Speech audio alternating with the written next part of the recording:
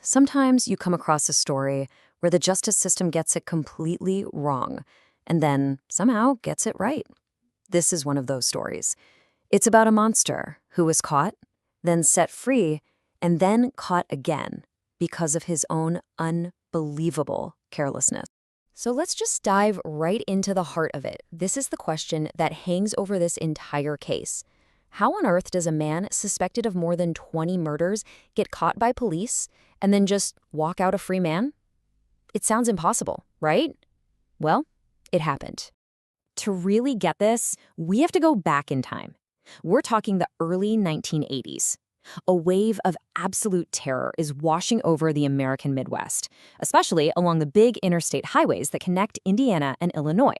And the pace of the killings was just staggering. This wasn't happening over years. Look at this.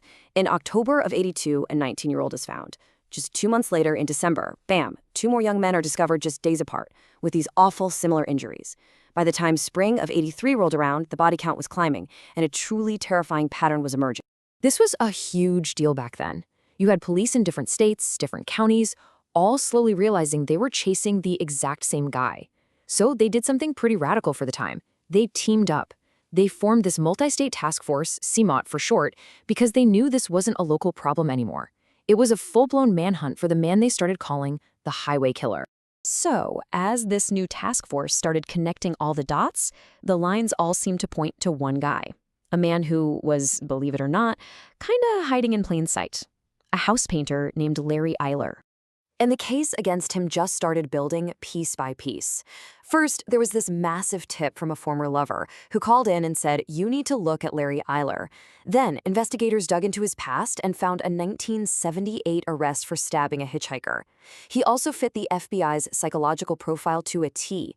And maybe the most damning thing of all, his regular travel route between Indiana and Chicago was practically a map of the murder scenes.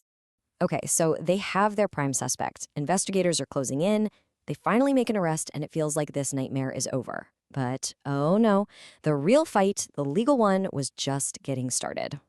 And the break they got, it was almost too perfect. It was just a simple traffic stop in a small town in Indiana. They pull Eyler over, and since they were already watching him, they bring him in for questioning. It really seemed like a clean, by-the-book capture. And the evidence they found felt like a slam dunk. I mean, boot prints from his truck, a perfect match to casts taken at one of the murder scenes. The tire tracks match too. And inside his truck, they find what's basically a killer's toolkit. A knife, handcuffs, rope. Case closed, right? They had him. But they were wrong. And this is where the whole story just flips on its head. It all comes down to a really important, but sometimes frustrating part of American law called the exclusionary rule. Basically, it just means that if the police get evidence by breaking the rules, say an illegal search, that evidence gets tossed out. It's like it never existed. It can't be used against you.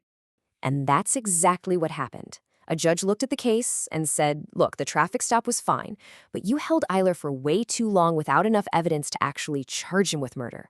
So because of that illegal detention, all that amazing evidence, the boot prints, the knife, all of it, was considered tainted. It was thrown out. And Larry Eyler walked free. You can just feel the rage and frustration of the investigators in this quote. Now, you'd think a guy who just dodged a bullet like that would lay low, right? Disappear? Nope. Eyler got arrogant. And just a few months later, that arrogance led him to make one single, unbelievably sloppy mistake that would finally be his undoing. His very last victim was a 16-year-old kid named Daniel Bridges. Eyler lured him from his Chicago neighborhood back to his apartment, which was about to become the site of his final gruesome crime. And his downfall was almost insulting in its simplicity. After the murder, he dismembered the body, put the remains in some trash bags, and then he just walked them downstairs and tossed them in the dumpster at his own apartment building. A janitor, just annoyed about what he assumed was some illegally dumped garbage, decided to open up a bag to see who did it. And just like that, it was all over. This time, there were no legal loopholes. There were no technicalities. The crime scene was his apartment. His fingerprints were all over the trash bags. The evidence was direct, it was legally obtained, and it was absolutely ironclad. He was arrested, quickly convicted, and this time he was sentenced to death. But just when you think the story is finally over, it's not. not by a long shot. Because while Eyler was sitting on death row, the full, horrifying scope of what he'd done was about to come out. So in 1994, Larry Eyler died in prison from AIDS-related complications. And just after he died, his lawyer did something pretty shocking. She released his full, detailed confession. In it, he admitted to killing 21 people. But hidden inside that confession was an absolute bombshell. Eyler claimed he hadn't acted alone in all of them. He named an accomplice, a guy named Robert Little, in several of the murders. He even claimed that for his final murder, the one he was convicted for, it was actually Robert Little who killed Daniel Bridges, and that he, Eyler, had only gotten rid of the body. Now, Eyler did actually testify against Little from prison before he died.